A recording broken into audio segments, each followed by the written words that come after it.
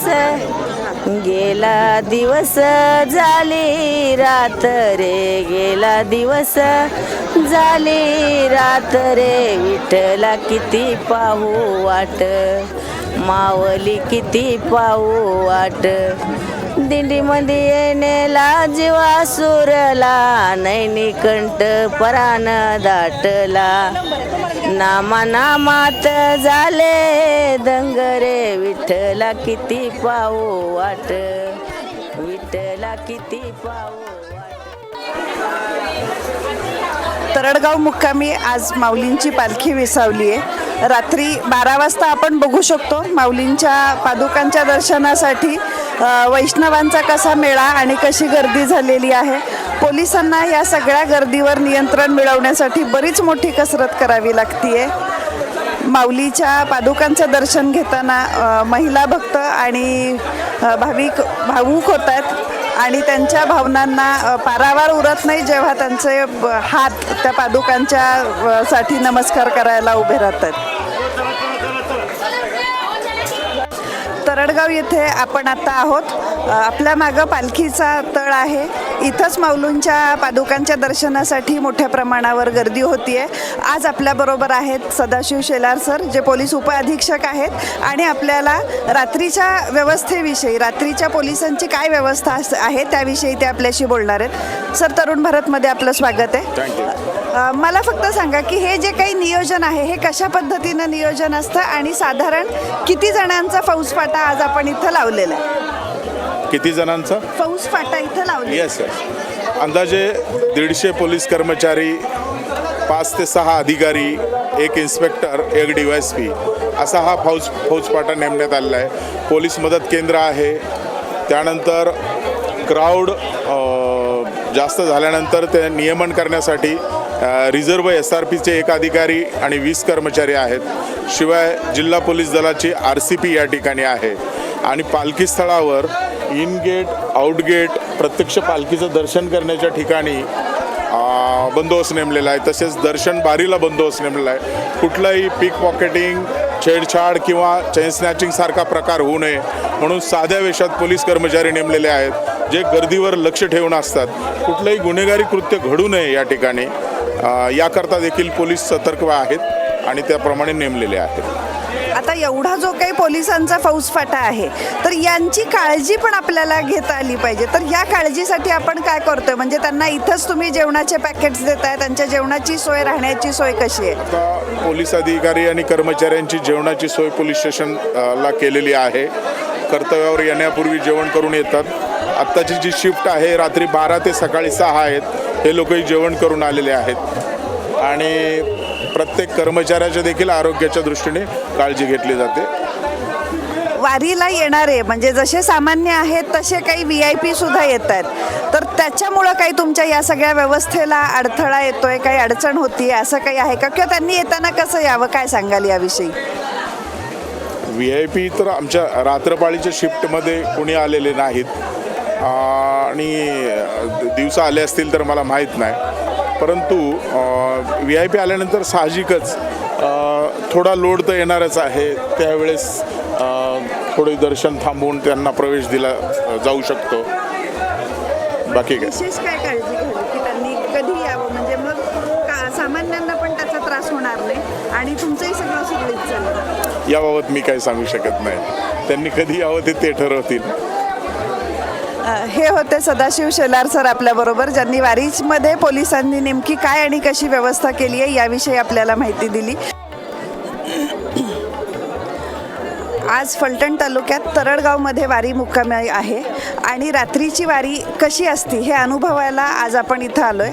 आज आपल्यासोबत रात्रीच्या वारीच्या निमित्तानं संवाद साधायला आहेत सातारा तालुका PI निलेश तांबे सर. जाणून घेऊया त्यांच्याकडून या वारीमधल्या बंदोबस्ताविषयी.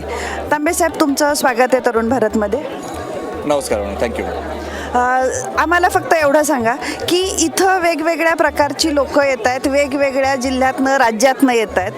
आपण साध्या वेशात पोलिसही इथं ठेवलेले आहेत. सामान्यांच्या सुरक्षेसाठी जसं आपण काळजी घेत आहेत तसं ह्या जे नतद्रष्टे इथं येत आहेत त्यांच्यावर वचक बसवण्यासाठी आपण काय उपाययोजना केल्यात? सदरच्या ज्ञानेश्वर माऊलींच्या पालखीमध्ये साधारणतः 10 लाख ते 15 लाख हे वारकरी येत असतात. त्या अनुषंगाने आम्ही आमचे जिल्ह्याचे पोलीस अधीक्षक माननीय पिंगळे सर, तसेच अपर पोलीस अधीक्षक कडोकर मॅडम आणि जिल्ह्यातील सर्व DYSPs, PI व इतर सर्व अधिकारी आणि अंमलदार या सगळ्यांनी अतिशय कडेकोट बंदोबस्त लावलेला. वरिष्ठांच्या आदेशाप्रमाणे आम्ही सर्व एक टीम देखील साध्या वर्षामध्ये नेमलेली आहे, जेणेकरून कोणी जर पॉकेटमार असेल किंवा इतर काही चोऱ्या करणार असेल त्यांच्यावरती वचक ठेवता येईल. सर्व्हेलन्स व्हॅनसुद्धा ठेवलेलं आहे. ड्रोनसुद्धा आम्ही यावेळेस ड्रोनचा देखील वापर केलेला आहे. अशा पद्धतीने आम्ही सर्व उपाययोजना करीत आहोत. तसेच वारकऱ्यांना जाण्या येण्यासाठी अडथळा होतो त्या ठिकाणी विविध ठिकाणी नाकाबंदी लावलेली आहे. आपण जड वाहतूक व इतर वाहने देखील आपण थांबवलेली आहेत. वाहतूक काही वेगवेगळ्या मार्गाने देखील वळवण्यात आलेली आहे. आता वारीमध्ये जे आपण सांगत होता की पिक पॉकेटिंगच्या अनुषंगानं आपल्याला काही त्रास होत असेल किंवा काही आगाऊपणा करणारे पण काही लोक ह्याच्यात असतात, तर अशा लोकांना तुम्ही ओळखताय कसं किंवा त्यांच्यावर आपण काय नेमकं कारवाई करतोय? सातारा जिल्ह्यातून आपण माननीय SP सरांच्या आदेशान्वये एकूण 97 लोकांना तडीपार केलेलं आहे ह्या पालखीच्या काळामध्ये. आणि साताऱ्यातील LCB अतिशय स्ट्रॉंग आहे. LCB इथले सर्वजण सर्व गुन्हेगारांना ओळखतात आणि त्या पद्धतीने आम्ही त्यांच्यावरती वचक ठेवून असतो. त्यावर हे होते निलेश तांबे सर, ज्यांनी आपल्याला वारीच्या दरम्यान पोलिसांनी नेमकी काय आणि कशी उपाययोजना केली आहे आणि इथं येणाऱ्या प्रत्येक वारकऱ्याच्या सुरक्षेसाठी कसं सातारा पोलीस सज्ज आहे हे त्यांनी सांगितलं.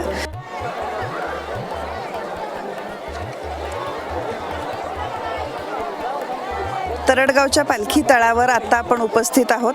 आपण बघू शकतो रात्रीचे 12:30 वाजलेले आहेत आणि रात्री 12:30 वाजता सुद्धा जवळपास 2 किलोमीटरची मोठी रांग आपल्याला दर्शनाच्यासाठी बघायला मिळू शकते. सातारा पोलिसांनी इथं चोख बंदोबस्त ठेवलेला आहे. 2 किलोमीटरची जी मोठीच्या मोठी रांग भक्तांनी लावलेली आहे, तर त्या रांगेमध्ये महिला आणि पुरुष असे 2 वेगवेगळे विभाग केलेले आहेत. सकाळी 6:30 पासून सुरू होणारी ही गर्दी फक्त समाज आरतीच्या वेळी थांबते. त्यानंतर ही गर्दी अशीच अविरतपणे सुरू राहते. आता आपण बघू शकतो की दिवसभर पालखी बरोबर प्रवास केल्यानंतर हे सगळे वारकरी असे उघड्या आकाशाखाली आराम करताना आपल्याला बघायला मिळतात. वेगवेगळ्या महाराष्ट्राच्या आणि देशातल्या कानाकोपऱ्यातून भाविक इकडं दर्शनासाठी येत आहेत. आता आपण बघू शकतो की पूर्ण कुटुंब या वारीसाठी आपल्यासोबत जोडलं गेलेलं आहे. आपण त्यांच्याकडून जाणून घेऊया की त्यांना या वारीविषयी नेमक्या काय भावना आहेत त्या. तुमचं नाव सांगा. नमस्कार, रामकृष्ण हरी. रामकृष्ण हरी. संकल्प रघुनाथ तरडे, कुडाळ बामनोली इथून आलोय, जावली तालुका, जिल्हा सातारा. तुम्ही पूर्ण फॅमिलीसह आम्हाला दिसताय. मग हे तुम्ही दरवर्षी येता का ही तुमची पहिलीच वारीची वेळ आहे? नाही, आम्ही दरवर्षीच येतो. आम्हाला वारकरी संप्रदायाची आवड आहे, त्यामुळं आमचं नेहमीच सातारा जिल्ह्यात मुक्काम असेल. लोणंद, तरडगाव, फलटण, बरड या ठिकाणी आम्ही येतोच वारकरी. मग हे सकाळी म्हणजे दिवसा न येता संध्याकाळी येण्यामागचं काही कारण वेगळं आहे? असं काही नाही, संध्याकाळची पालखी इथं पोचते. दर्शन जर पादुकांचं घ्यायचं असेल तर मुक्कामाच्या ठिकाणीच आपल्याला दर्शन घेता येतं. मग आता लाईननं उभं राहिलो आणि दर्शन घेतलं. हे होते तरडे साहेब. आता आपण मॅडमशी बोलूया, त्या काय सांगतायत ते जाणून घेऊया. नमस्कार, मी पूनम मिथून तरडे, बामनोली इथून आलो आहे आम्ही. आणि खूप छान वाटतं या लोकांना बघून, असं त्यांची सेवा, पादुकांचं दर्शन, खूप त्यांची गर्दी बघून. इथे आम्ही 1 तास झालं बसले, पण खूप प्रसन्न वाटलं आम्हाला. छान वाटतं. आम्ही दरवर्षी येतो इकडे. म्हणजे सांसारिक जबाबदाऱ्या कितीही असल्या तरी त्या जबाबदाऱ्यातून वेळ काढून आपण या वारीमध्ये दरवर्षी इथं सहभागी होते. किती वर्ष साधारण तुम्ही येता इकडं? तरी 12-13 वर्ष होत आली असतील. बरं. आणि हे चिमुकल्याला घेऊन? हे होते तरडे परिवार, जे गेली 12-13 वर्ष वारीसाठी येत आहेत आणि दरवर्षी ते याच वेळी वारीला येतात आणि पादुकांचं दर्शन घेतात. विठू माऊलीच्या भेटीची ओढ लागलेले अनेक वैष्णव इथं आराम करताना आपल्याला दिसत आहेत. याबरोबरच आपण मागं बघू शकता की विठ्ठल नामाचा गजर करत मोठ्या प्रमाणावर इकडं भक्तीची गाणी म्हटली जात आहेत. टाळकरी, मृदुंग आणि वीणेच्या साह्यानं इथला माहोल बराच वेगळा झालेला आहे. भक्तिमय वातावरणात इथं विठू नामाचा गजर सुरू आहे. आपण बघू शकतो या ठिकाणी चारी बाजूला विश्रांती करणारे वारकरी आपल्याला दिसत आहेत. तर एकीकडं वारकऱ्यांची झोप आणि दुसरीकडं सुरू असलेला हा विठू नामाचा गजर. इथं आज आपल्यासोबत आहेत आळंदीहून आलेले सेवेकरी, हाडवैद्य आहेत हे, आणि हे 4 तारखेला आळंदीहून पालखी सोहळ्यामध्ये सामील झालेत. जाणून घेऊया त्यांच्याकडून या पालखीचा वेगळा आनंद. काय सांगाल? माऊली, पालखी म्हणजे आम्हाला एक नवीन असलेला स्वर्गातलं सुख आहे. पालखीमध्ये एकदम सर्व प्रकारचे सुखसुविधा आता पहिल्यासारखं राहिलेलं नाही. सगळं काही व्यवस्थित आहे. डॉक्टर असतील किंवा बाकीची कुठलीही सुविधा लागली तर पूर्णपणे या पालखीमध्ये मिळते बघा.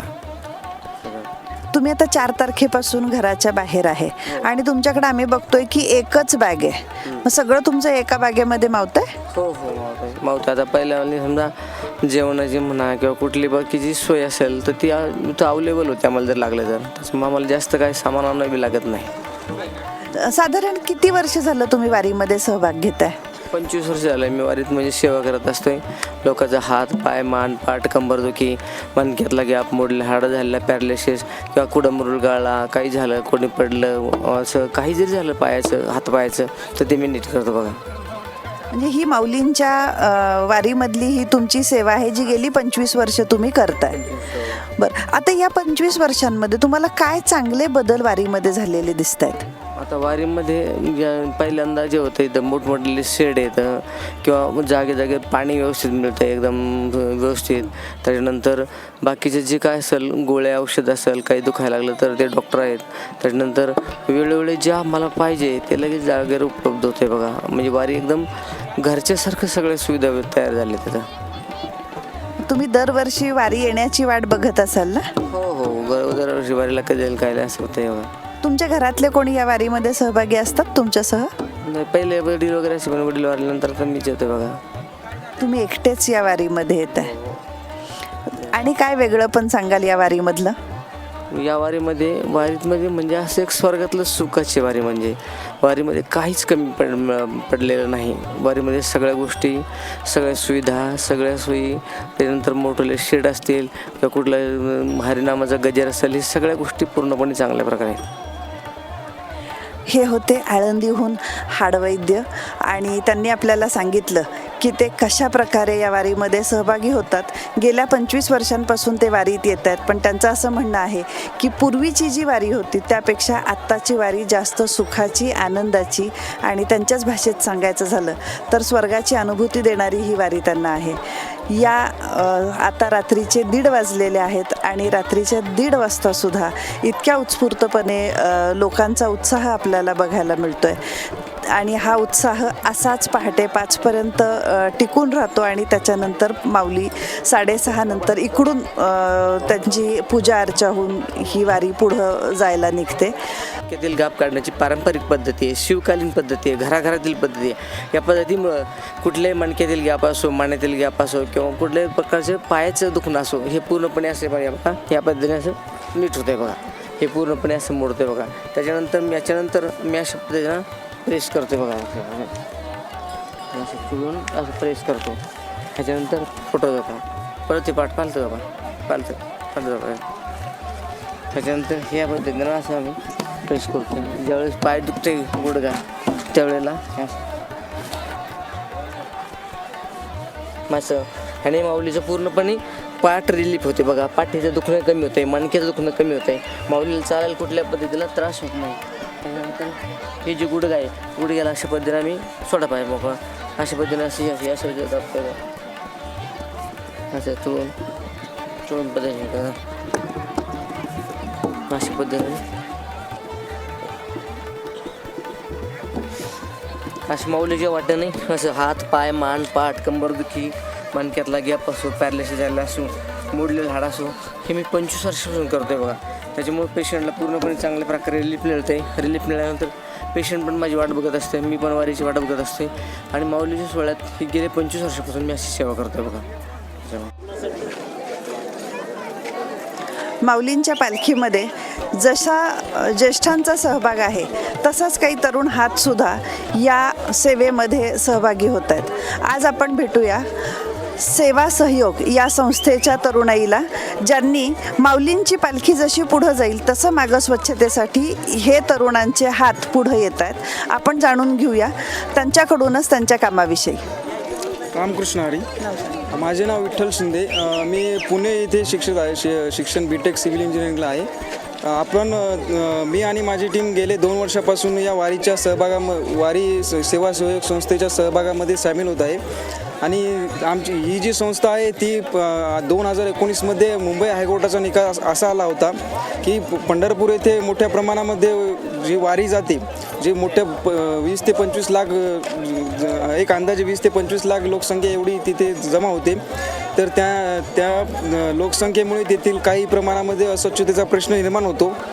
तो प्रश्न दूर करण्यासाठी म्हणजे मुंबई हायकोर्टाने असा निर्णय पारित केला की तेथील वारी ही लवकरात लवकर म्हणजे बंद करण्यात यावी आणि या स्वच्छतेच्या रोगराईमुळे पसरणारे यावर बंदी घालण्याचा प्रयत्न त्यांचा होता.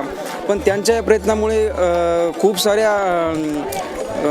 खूप साऱ्या माऊली आणि सेवाकरींचे मन दुखावली गेली. त्यांनी परत मग जे आपले हिंदू राष्ट्र आहेत त्यांनी या संस्थांना त्यांना असं कळाले की ही पालखी बंद झाली म्हणजे महाराष्ट्राची संस्कृती बंद होण्यासारखी आहे.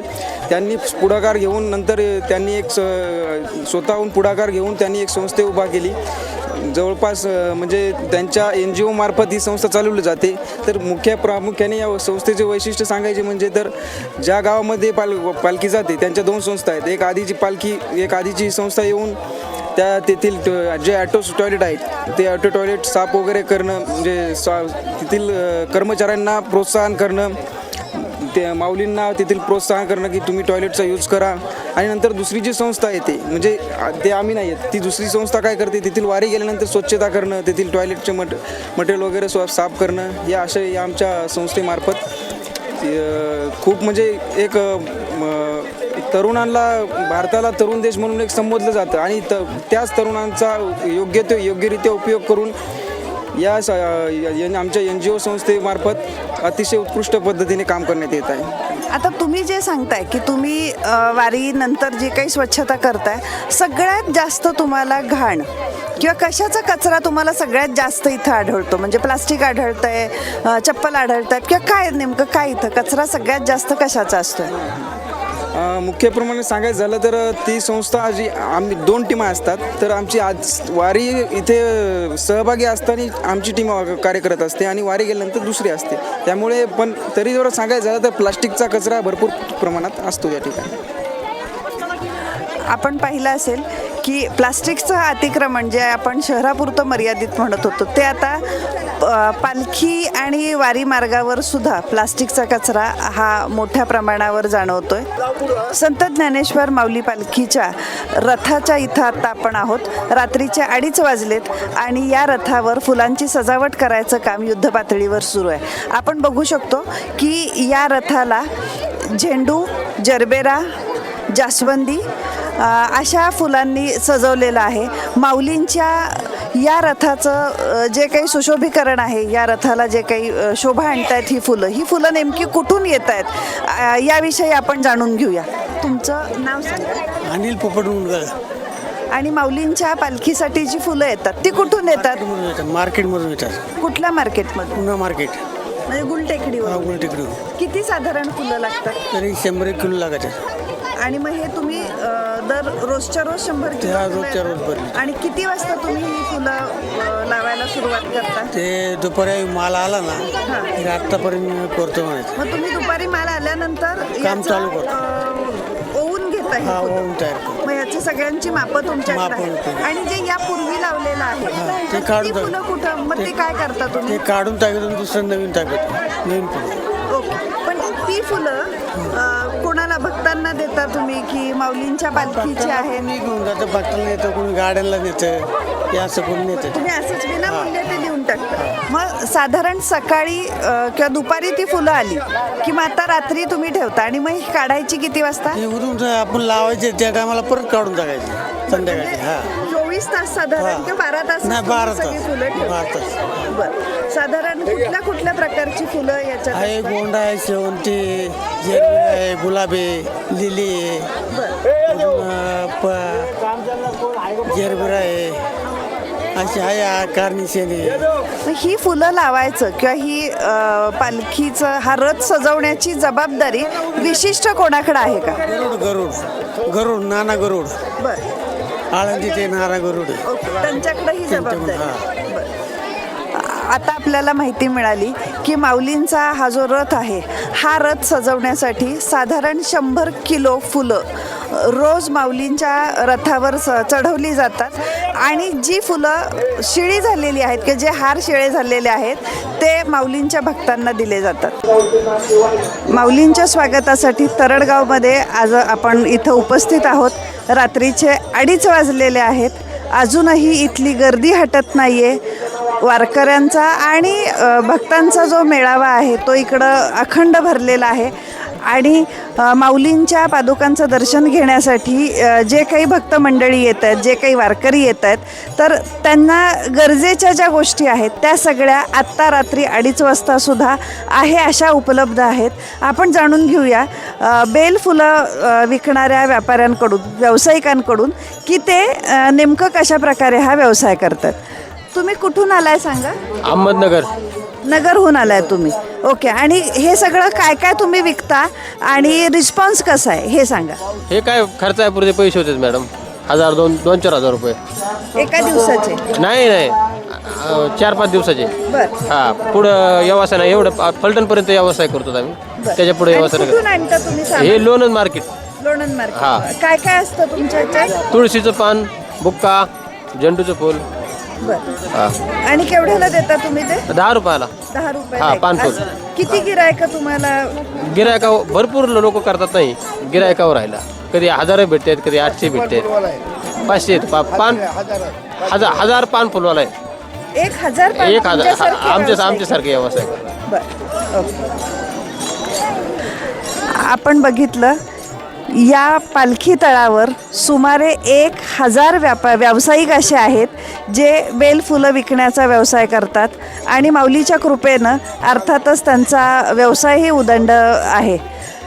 व्हिडिओ जर्नलिस्ट साईराज पवारसह मी प्रगती पाटील, तरडगाव, फलटण, सातारा.